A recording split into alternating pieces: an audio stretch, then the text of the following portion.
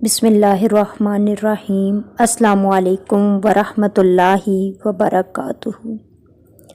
آج ہم اس ویڈیو میں حضرت فاطمہ رضی اللہ تعالیٰ عنہا کے شادی کے لباس اور دیگر چیزوں کی زیارت کریں گے، اور ساتھ میں یہ بھی جانیں گے کہ حضرت فاطمہ رضی اللہ تعالیٰ عنہا کا نکاح حضرت علی سے کیسے ہوا۔ اس بارے میں مختلف روایات ہیں۔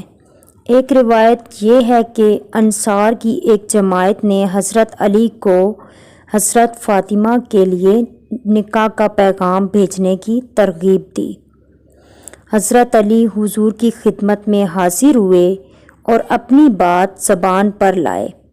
حضور نے فوراً فرمایا اہلاً و سہلاً مرحبا، اور پھر خاموش ہو گئے۔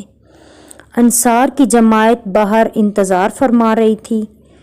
حضرت علی نے انہیں حضور کا جواب سنایا۔ انہوں نے حضرت علی کو مبارکباد دی کہ حضور نے آپ کا یہ پیغام منظور فرما لیا ہے۔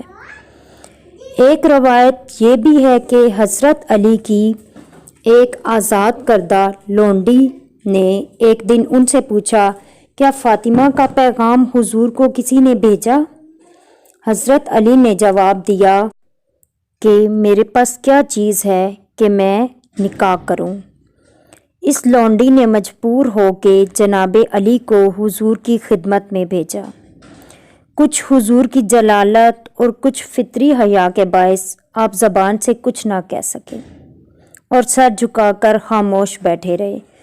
حضور نے خود ہی توجہ فرمائی اور پوچھا، علی آج خلاف معمول بالکل ہی چپ چاپ ہو، کیا بات ہے؟ کیا فاطمہ سے نکاح کی درخواست لے کر آئے ہو؟ حضرت علی نے عرض کی، بے شک یا رسول اللہ۔ حضور صلی اللہ علیہ وآلہ وسلم نے پوچھا، تمہارے پاس مہر ادا کرنے کے لیے بھی کچھ ہے کیا؟ حضرت علی نے جواب دیا، نہیں۔ پھر حضور نے فرمایا، میں نے جو تمہیں زرہ دی تھی وہی مہر میں دے دو۔ حضرت علی رضی اللہ تعالیٰ عنہ نے ارشاد نبوی کے آگے سر تسلیم خم کر دیا، یعنی آپ کے ارشاد کو مان لیا۔ اس کے بعد حضرت علی زرہ بیچنے کے لیے بازار چلے گئے۔ حضرت عثمان نے آپ سے یہ زرہ 480 درہم پر خرید لی اور پھر وہی زرہ آپ کو بطور ہدیہ واپس کر دی۔ سبحان اللہ۔ زرہ کی قیمت کے جو پیسے ملے تھے وہ لے کر حضرت علی حضور کی خدمت میں حاضر ہوئے تو حضور نے فرمایا، 2/3 خوشبو پر صرف کرو اور 1/3 سامان شادی اور دیگر اشیاء خانہ داری پر خرچ کرو۔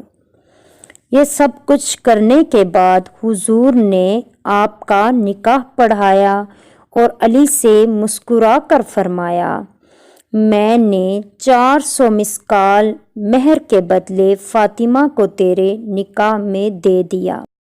پھر دونوں کے لیے خیر و برکت اور نیک اولاد کی دعا فرمائی، چھوارے بانٹے اور ولیمہ کیا۔ اس طرح حضرت فاطمہ رضی اللہ تعالیٰ عنہا کا نکاح ہوا۔